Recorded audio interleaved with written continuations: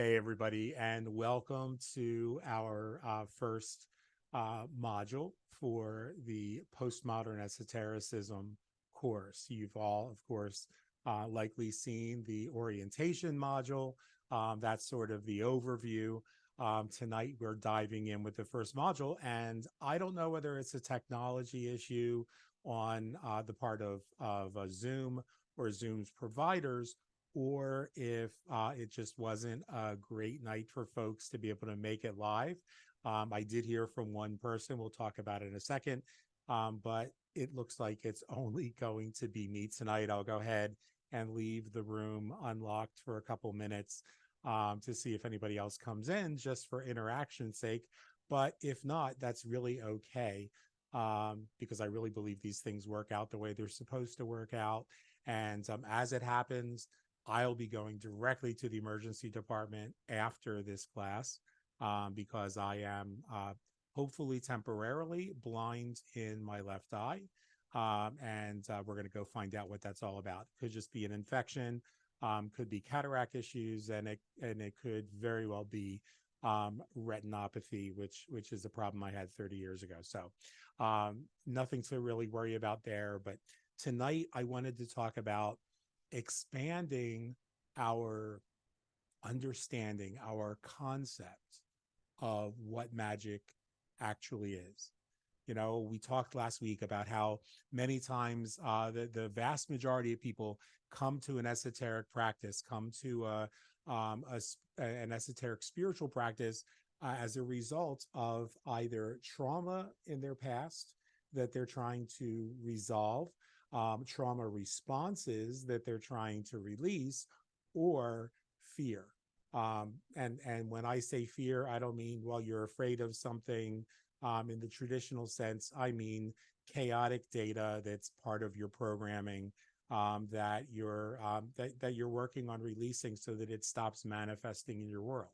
Because at the core of our worldview, as we've spoken about in my other courses, is this understanding of essential unity, this understanding that there's not really a difference between you and me, that we're all part of this same magnificent masterpiece, and we're all individual expressions within that masterpiece. So just as a beautiful painting or a sculpture could have multiple figures in it, and each one is expressing something unique, and often there may be multiple figures expressing something in common, but in their own unique way. So too do we do that in this holographic experience of life. And so when that's the case, then we understand that when something needs to be changed, we haven't changed. We're still the same person or persons that we were, and you're still the person and persons that you were. So if everyone is essentially united, it's just a matter, as you've heard me say many times before, of shifting the energy around the circumstances, around the people, around the causes and conditions to bring about a different outcome. And so tonight we're going to start a little bit uniquely, because one of our dear friends and members here in the community, Allison Buchanan, let us know that they had a family emergency.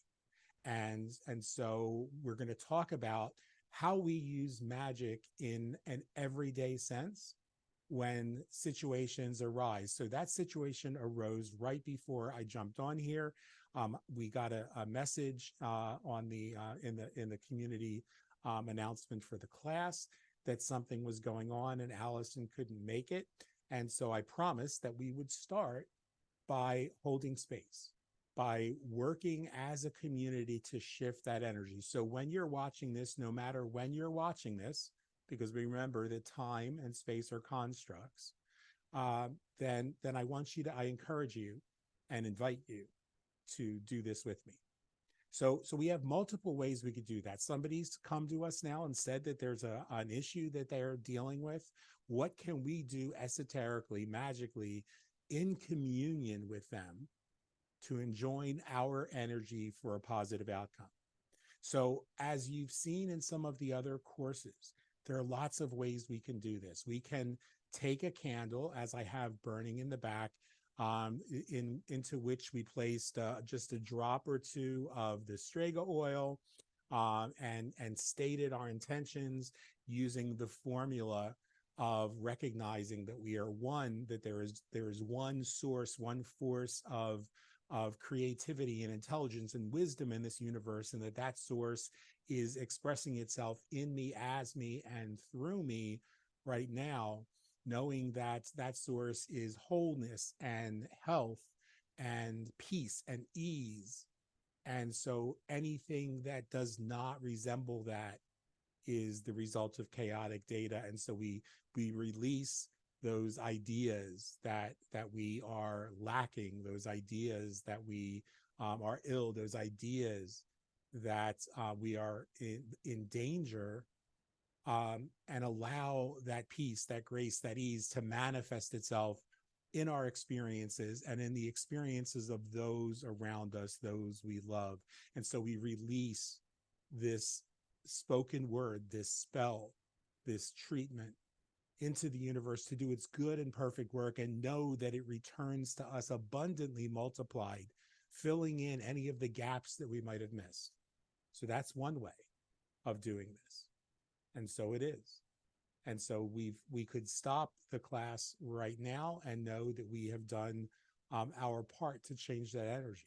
Another way that we talked about in one of the earlier Stregoneria courses was using technologies like this one from the Zen Buddhist monastery, or that uses crystals and minerals encased, in this case, in a wand that looks like a pen, that was originally in bamboo, and we can treat over the area, and we can say, write on a piece of paper and then use the wand with doing 3, 6, and 9 circles and dotting the middle, 3, 6, and 9 circles and dotting in the middle, saying essentially the same thing, that we know there is healing, or if we knew that there was a specific area, we could work on that specific area, or if that person is with us, we could use the wand to do that.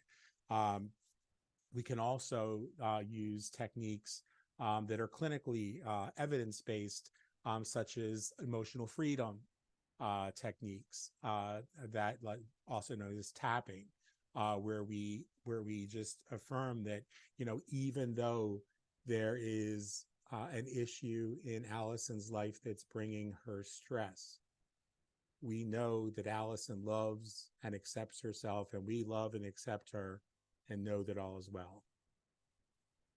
Even though we know that there's a situation that's causing Allison stress, even though Allison is experiencing stress,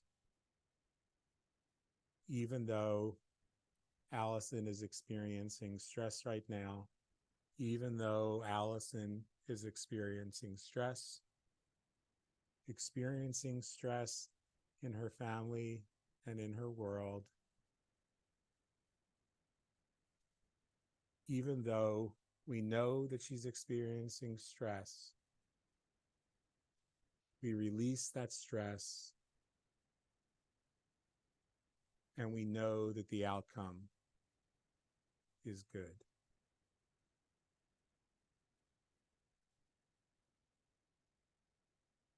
That's a simple ritual for releasing the places in our body where we're holding our anxiety and stress. In Ho'oponopono, we do the same sort of magical approach by saying, I love you, I'm sorry, please forgive me, thank you. We use that way of treating the illnesses or dis-ease of others by treating ourselves, by knowing that there's no difference between me or you. So if I release the idea that causes disease to manifest in my world, I begin to heal the world. All of this, our entire magical practice then, becomes a mindfulness practice, it becomes a meditative practice, and it becomes a practice of healing. Now, that doesn't mean that we don't do things that are baneful, that we don't do things that address injustices and violence and other wrongs in our world. But we understand that why we're doing those things isn't out of vengeance, it's out of restoring balance. It's out of restoring justice. It's about making things right again. And so as we dive into this course, we want to take a fresh look at why we're doing the things that we do. Someone earlier today that was a member of our community who I dearly love said, how do you know when there's too much woo-woo in your practice? And I responded by saying, for me, if there is woo-woo, it's too much, because woo-woo is theatrics. Now, having said that, that doesn't mean that anyone or everyone who engages in some of those woo-woo pop culture practices are doing something wrong. It doesn't mean that their practice won't work. It doesn't mean that they have to change it. But if they're recognizing that it's woo-woo, it's superficial, it's theatrics, then there's room for them to let that go. And if they don't feel inclined to let it go, they don't have to. Everything that is in our spiritual practice that is physical can be called woo-woo by someone else. You could see everything, the mortis and the candles and the offerings behind me could all be considered woo-woo by someone else, by a chaos magician. So what's important is where our mindfulness comes. So if theatrics are your way of centering and raising your energy and focusing that energy, then you do it. If it's tapping or using the wand or using oils or burning candles, it's all part of you reconnecting your focus to your mind that is part of the universal mind. It's part of you becoming and reclaiming that essential unity, that power that will always exist, that's unbroken. See, there's never a time in your life or my life that we're separate from the source of our power. There's never a time when we are not the divine expressing itself. And what we need to do is release some of the ideas of the divine being specific persons or entities that are external. And instead, I'm not saying don't have relationships with them, but instead understand that those entities, those beings, are also expressions of source. They're also expressions of the allness, of the ground of being. And so there are spiritual allies if we allow them to be and if they agree to be. But the source of our power is still who we are. It's still within us. It is still us expressing itself. So the way that we bring magic to the world, the way that we engage magic in the world, is not just confined to ritual. It's not just confined to a grimoire.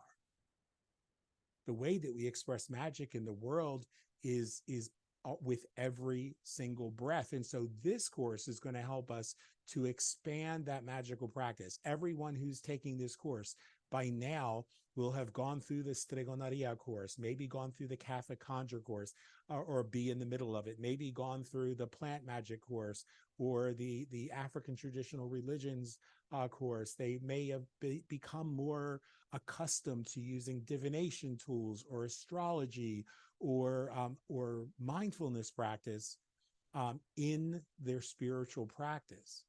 But in this course, we're going to expand that one step further so that every breath, so that every beat of our heart, every pulse of the electricity, the energy that we are, is part of our magical practice. Now, we're not going to be perfect. We're not going to bring that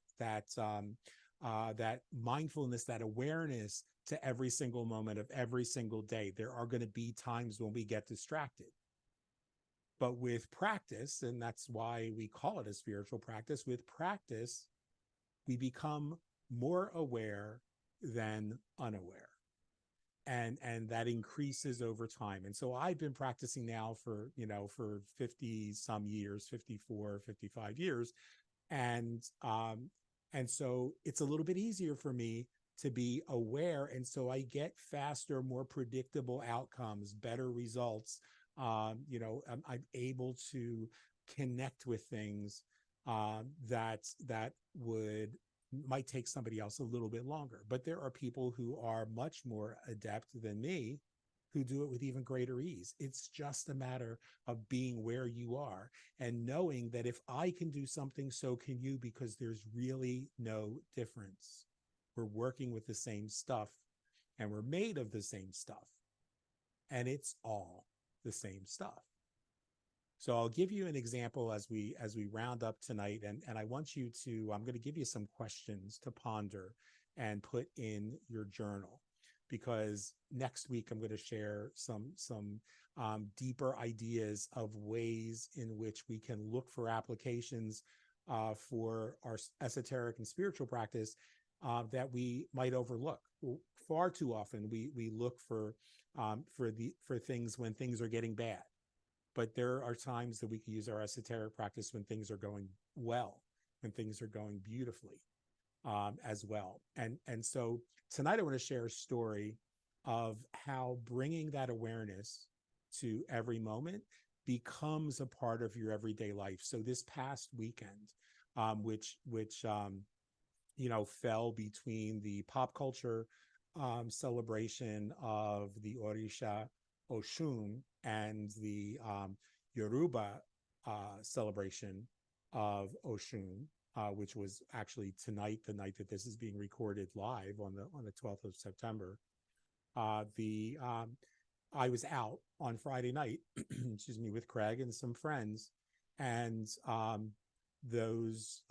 we went to step outside, and those friends were doing things that were not necessarily stuff that I agree with recreationally, and they were and I was aware of the fact that they were doing that, but I invited them, and they were getting kind of high strung. I invited them to step outside onto the side of the building where they could partake of some herbal medicine with me.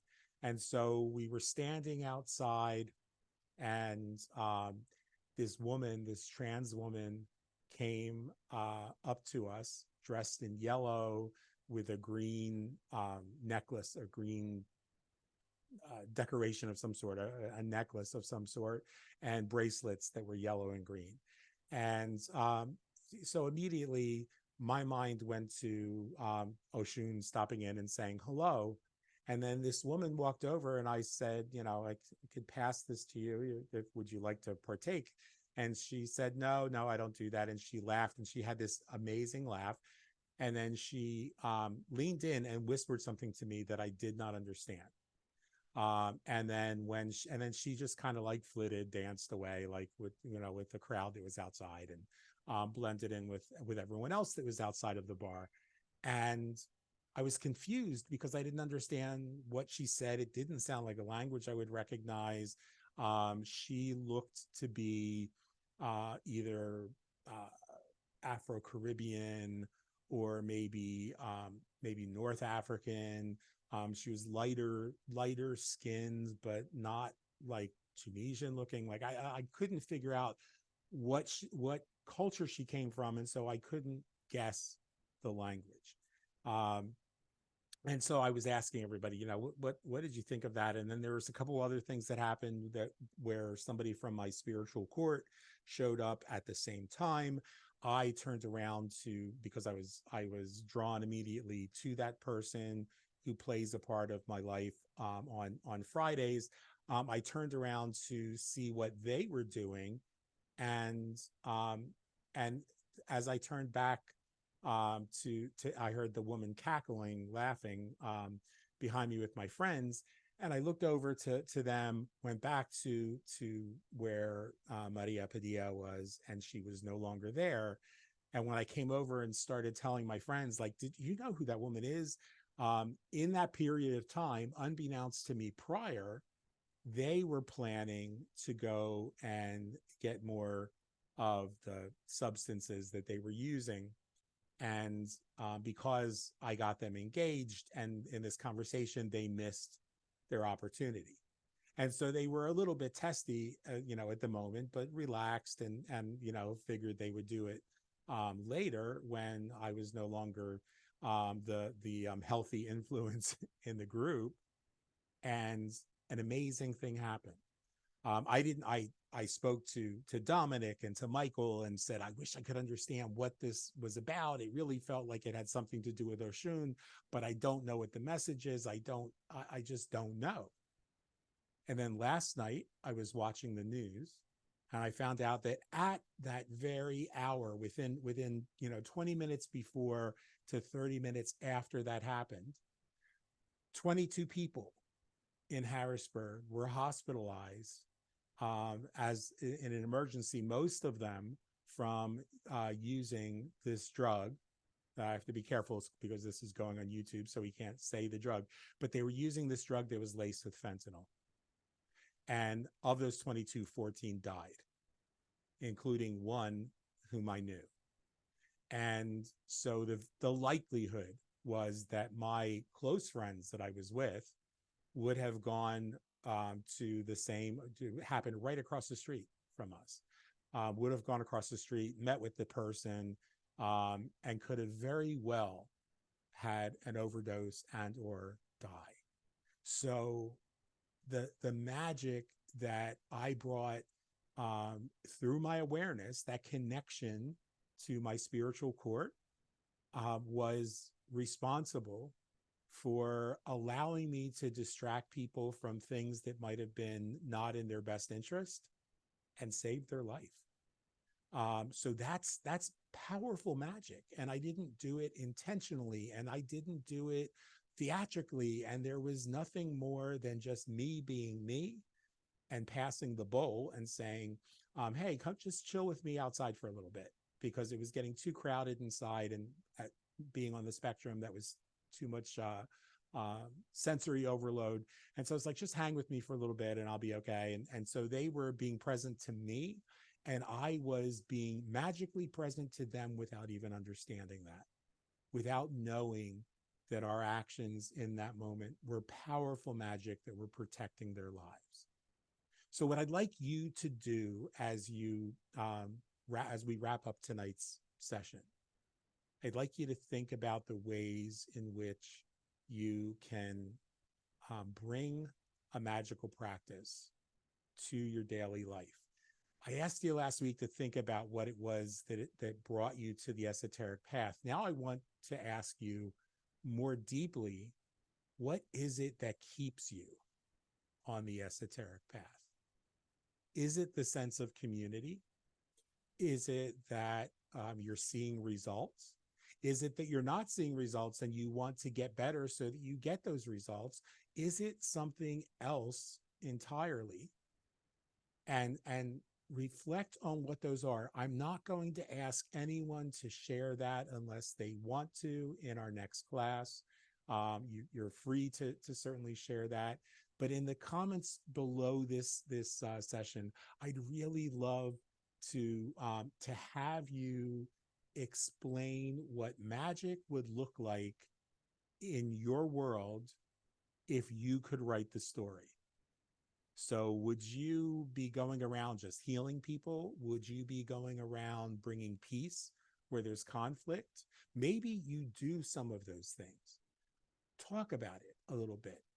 What does that make you feel inside when you do something, when you do spellcraft, when you do healing work, when you do herbal work, when you do divination, and it helps somebody?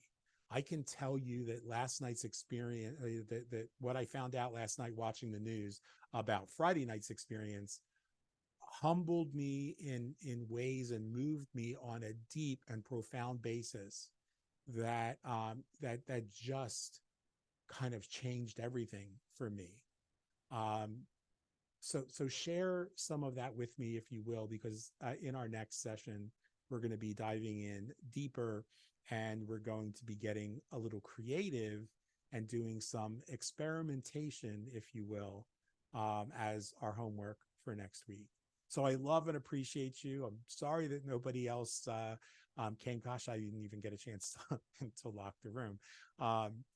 Sorry that nobody showed, but maybe that was because I needed to be completely undistracted as I share this with you. I'm going to run to the ER, make sure that whatever's going on with my eye is taken care of, and I'll ask you just to hold space for me and know that ease and peace and healing is taking place for me, as well as we said in the beginning of this session, for Allison, knowing that despite what might appear to be going on, there is safety, there is peace, there is grace and ease expressing itself there, and that the outcome will be for the highest and greatest good, and that she's protected and all of her loved ones are protected. Allison, we love you, and I love the rest of you as well. And we'll look forward to seeing you in 2 weeks.